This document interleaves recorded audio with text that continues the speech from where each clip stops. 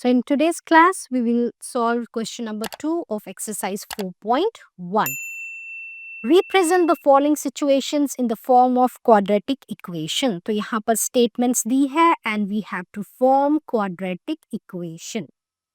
Now the area of a rectangular plot is 528 meters square. ठीक है, एक rectangular plot है और उसका area दिया हुआ है कितना 528 meters square. The length of the plot in meters is 1 more than twice its breadth. We need to find the length and breadth of the plot. Okay. यहाँ तो सबसे पहले ये हम आपको समझना है कि here you have to form the quadratic equation और quadratic equation जो हम कर रहे हैं इस चैप्टर में that is in one variable. तो आपको यहाँ पर जो भी इक्वेशन फॉर्म करनी है वो वन वेरिएबल में फॉर्म करनी है. तो यहाँ पर आप लेंथ x और ब्रेथ y ऐसे करके एज्यूम नहीं कर सकते. ठीक है, तो हमें इन दोनों में से लेंथ या ब्रेथ में से किसी भी एक को x एज्यूम करना है, y एज्यूम करना है, कुछ भी आप कोई भी एक वेरिएबल ले सकते हो. तो किसको एज्यूम करेंगे हम, लेंथ को करेंगे या ब्रेथ को करेंगे? तो ध्यान से इस लाइन को देखो. The length of the plot, जो लेंथ दिया है प्लॉट का इज मतलब हमने कहा था इक्वल टू होता है one more than twice its breadth. Twice अगर बी को ब्रेथ लेती हूं मैं तो ट्वाइस इट्स ब्रेथ.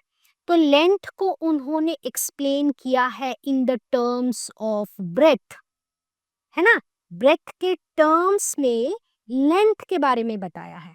तो जिसके टर्म्स में बताया जाता है उसी को हम लोग लेंगे x. समझ में आएगा, बिल्कुल सिंपल है ये. तो हम यहां पर क्या लेंगे, let the breadth of the rectangular plot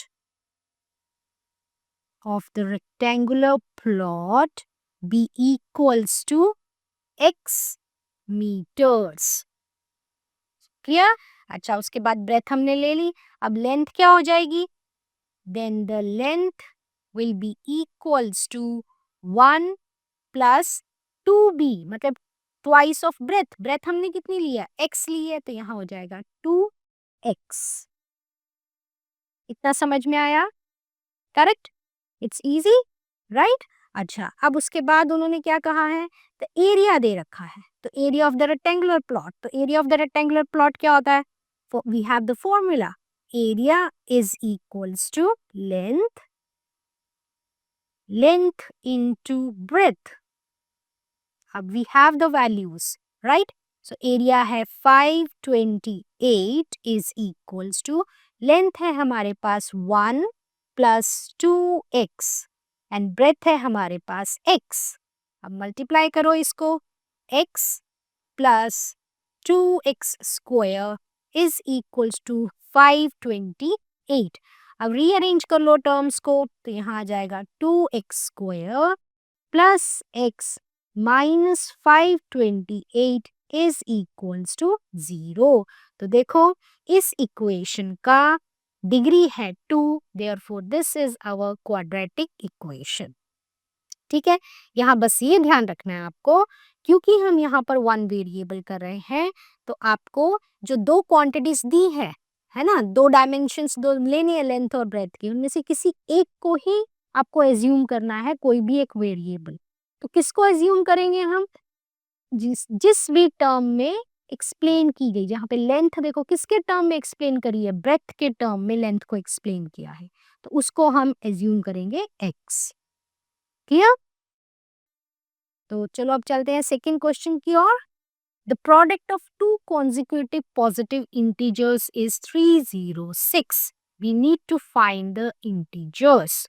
तो पहले समझो कि what do we mean by consecutive positive integers. Consecutive का मतलब एक के बाद एक, जैसे कंटिन्यूस, जैसे 1 के बाद क्या आता है, 2 आता है, ठीक है ना. और 4 के बाद क्या आता है, 5 आता है. 8 के बाद क्या आता है, 9 आता है. तो ये क्या है, these are consecutive positive integers. तो ये हमें कैसे मिले, इट्स वेरी सिंपल. देखो ये है 1, तो इसका मुझे जब नेक्स्ट कॉन्जिक्यूटिव इंटीजर चाहिए तो मैं क्या करूंगी, उसमें 1 और मैंने ऐड कर दिया, तो 1 + 1 क्या मिला मुझे, द नेक्स्ट कॉन्जिक्यूटिव इंटीजर। ठीक इसी तरह आई हैव 4, तो जब मैंने 4 में 1 ऐड कर दिया, ठीक है, तो क्या मिल गया, नेक्स्ट कॉन्जिक्यूटिव इंटीजर 5। सिमिलरली 8 में जब मैंने 1 प्लस ऐड किया तो I got 9, that is next consecutive integer. तो हर जगह में क्या करना है, हमें प्रीवियस नंबर जो हमें इंटीजर दे रखा है, जब उसमें हम 1 प्लस ऐड करते हैं तो हमें नेक्स्ट कॉन्जिक्यूटिव इंटीजर मिल जाता है। क्लियर? तो हम यहाँ पर क्या लेंगे, we will write here let one of the integer be x, और या फिर आप लिख सकते हो let the first integer be x, then the consecutive integer be x + 1, मतलब जब मैं उसमें 1 ऐड करूंगी तो मुझे नेक्स्ट कॉन्जिक्यूटिव पॉजिटिव नंबर मिल जाएगा। तो इन दोनों का प्रोडक्ट दे रखा उन्होंने, तो x एंड x + 1 का प्रोडक्ट है 306।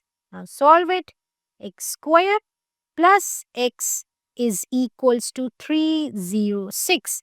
Now rearrange the terms, bring 306 towards left side. I will get minus 306 is equals to 0. ठीक है, अब इसकी डिग्री 2 है और ये हो गई हमारी quadratic equation. Done? Now let's move to the third question. Here it says that Rohan's mother age is 26 years older than him. The product of their ages in years 3 years from now will be 360. We would like to find Rohan's present age. अब देखो यहाँ उन्होंने साफ लिख ही दिया है कि उनको क्या चाहिए, they want to find the Rohan's present age. तो जो भी फाइंड आउट करने के लिए दिया जाता है उसी को हम एज्यूम करते हैं। तो हम यहाँ लिखेंगे let the Rohan's present age be x years. ठीक है, अच्छा अगर यहाँ पर वो रोहन की एज और उसकी मदर की एज भी फाइंड आउट करने के लिए कहते तो x किसको लेते आप, तो देखो द फर्स्ट लाइन में बहुत क्लियरली दिया हुआ है रोहन्स मदर, चलो हम लेते हैं Rohan's mother's age is 26 years older than him कौन, रोहन, तो 26 साल बड़ी है वो रोहन से। तो रोहन की मदर की जो एज है वो किसके टर्म्स में एक्सप्लेन की गई है, वो रोहन के टर्म्स में एक्सप्लेन की गई है, इसीलिए रोहन को आप एक वेरिएबल दे दोगे जो हमने यहाँ दिया है x। क्लियर? ओके, अच्छा अब रोहन की एज को तो हमने x ले लिया। Now let's take Rohan's mother's present age is, कितनी है प्रेजेंट एज रोहन के मदर की, x + 26 years। ठीक है, वो 26 साल बड़ी है उनसे, तो x + 26 years। ओके, उसके बाद क्या कहा है, 3 years from now, after 3 years, तो we will write here after 3 years Rohan की एज कितनी हो जाएगी, Rohan's age will be x + 3, 3 साल बाद मतलब 3 साल ऐड हो जाएंगे, है ना, एंड रोहन्स मदर की एज कितनी हो जाएगी, Rohan's mother's age will be, पहले कितनी थी उनकी एज, x + 26, उसमें 3 और ऐड हो गए 3 साल बाद, तो कितनी एज हो जाएगी, x + 29 years। डन, इतना समझ में आया, अच्छा ठीक है। अब क्या लिखा उन्होंने, the product of their edges after 3 years will be 360, तो ये जो 3 साल के बाद की जो उनकी एज है उनकी प्रोडक्ट की इंफॉर्मेशन दी है उन्होंने, तो x + 3 एंड x + 29 कितनी हो जाएगी इनका ये एज, 360, दोनों का प्रोडक्ट का। Now let's solve this. This will become x² + 29x + 3x + 29 into 3 is 3 9s are 27, 3 2s are 6, 7, 8. 87 is equals to 360. Let's move this little bit. So here it is x square. अभी in like terms हो गए. So 29 plus 3. 29, 30, 31, 32 x plus 87 और 360 जब इधर आ जाएगा minus हो जाएगा. ठीक है, तो here we will get x square plus 32x. Now 87 minus 360 is 273 minus 273. क्यों माइनस साइन? क्योंकि देखो 360 बड़ा नंबर है तो बड़े नंबर का ही साइन लगता है. तो here is the quadratic equation for this statement. Now let's move to the last sum. I think this is the last one. Yes. So let's see what it says. A train travels a distance of 480 kilometers at a uniform speed. Uniform speed means एक जैसी speed है throughout. ना ज़्यादा हो रही है ना कम हो रही है. If the speed had been 8 kilometers less, अगर 8 kilometers per hour उसकी speed कम कर दे, then it would have taken 3 hours more to cover the same distance. तो वो 3 घंटे ज़्यादा लेगी same distance को cover करने के लिए. We need to find the speed of the train. तो हमें speed find out करनी है किसकी? इस ट्रेन की. अच्छा ये क्वेश्चन बहुत इंपॉर्टेंट है. ठीक है, तो ध्यान से सुनना यहाँ पर कि हमें स्पीड फाइंड आउट करनी है. तो हमारे पास दो केस है, एक जब यूनिफॉर्म स्पीड थी, दूसरी जब 8 किलोमीटर कम हो गई. तो हम पहला केस यहाँ लिख लेते हैं.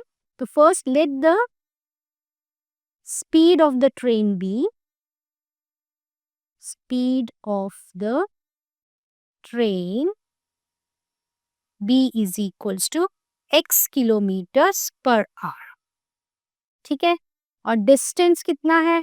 डिस्टेंस है 480 किलोमीटर्स. ओके, अब यहाँ टाइम की बात तो हो रही है कि वो 3 घंटे ज्यादा लेगा जब स्पीड कम कर देंगे, लेकिन टाइम हमें पता नहीं है. तो हम यहाँ पे क्या लिख देंगे इस केस में? Let the time be equals to t1. ठीक है, क्लियर हो गई ये बात. अब केस 2 के बारे में पढ़ते हैं. तो स्पीड कितनी हो गई इसमें?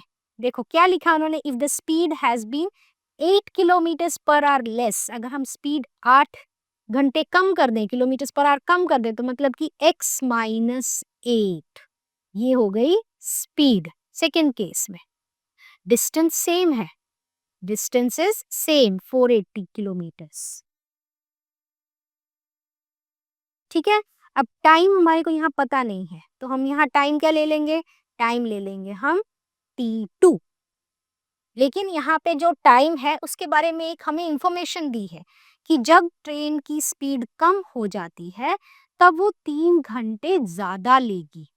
ठीक है, देखो ये बहुत ही सिंपल लॉजिक है कि देखो आप घर से स्कूल जा रहे हो बस में, तो बस में जा रहे हो स्पीड ज्यादा है तो टाइम क्या लगेगा? कम लगेगा. तो यहाँ पर इस फर्स्ट केस में स्पीड कितनी है? ज्यादा है, तेज है, और टाइम कितना लगेगा फिर आपको? कम लगेगा, क्योंकि आपका जो स्पीड है वो ज्यादा है ना. अब आप घर से आप स्कूल जा रहे हो, पैदल जा रहे हो, आपकी स्पीड हो गई कम, जैसे कि यहाँ पर स्पीड हो गई कम, लेकिन आपको टाइम ज्यादा लगेगा. तो इसका मतलब t2 जो है वो ज्यादा लगेगा. वही उन्होंने कहा है कितने घंटे ज्यादा लगेगा? 3 घंटे. मतलब कि जो t2 है वो t1 से 3 घंटे ज्यादा लेगा. है ना, ये वाली इक्वेशन बन गई. करेक्ट. अब इस इक्वेशन को हम लिखेंगे t2 minus t1 is equals to 3. ये वाली चीज समझ में आई? ठीक है, जो t2 था, जो टाइम 2 था सेकेंड ट्रेन का, जब स्पीड कम हो गई वो t1 से 3 घंटे ज्यादा लेगा. डेफिनेटली ज्यादा टाइम लेगा t1 से. क्यों? क्योंकि इसकी स्पीड अब कम हो चुकी है तो टाइम ज्यादा लगेगा. कितना ज्यादा लगेगा? 3 घंटे ज्यादा लगेगा. उसी इक्वेशन को जब हमने रीअरेंज कर दिया तो हमारे पास इक्वेशन आ गई t2 minus t1 is equals to 3.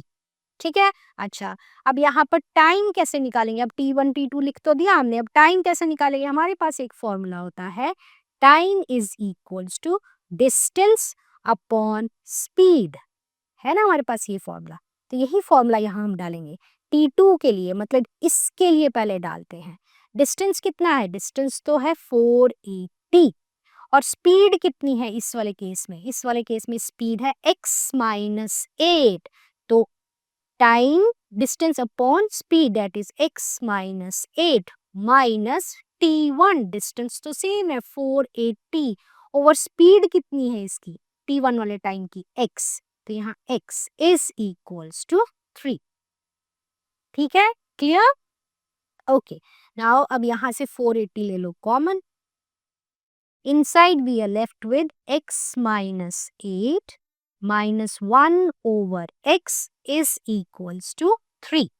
Now 480 bracket को सॉल्व करो, x minus x minus minus plus 8 हो जाएगा, यहाँ पे नीचे आ जाएगा x minus 8 and outside the bracket it's 3।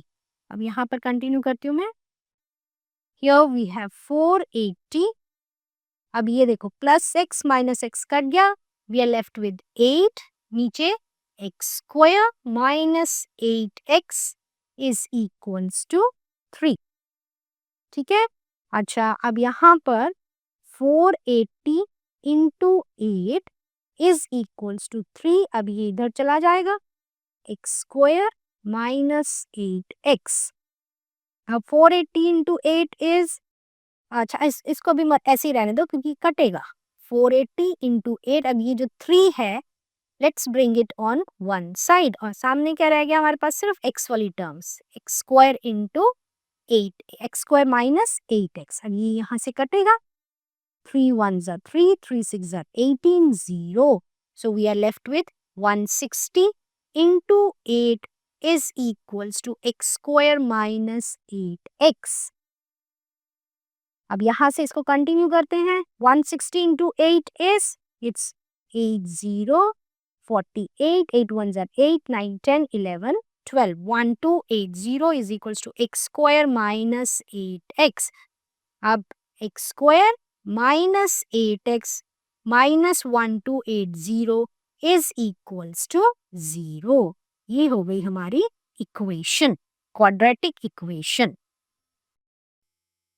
Alright, that's it for today. Thanks for watching. Let me know if you want me to cover anything else, and don't forget to like, share and subscribe.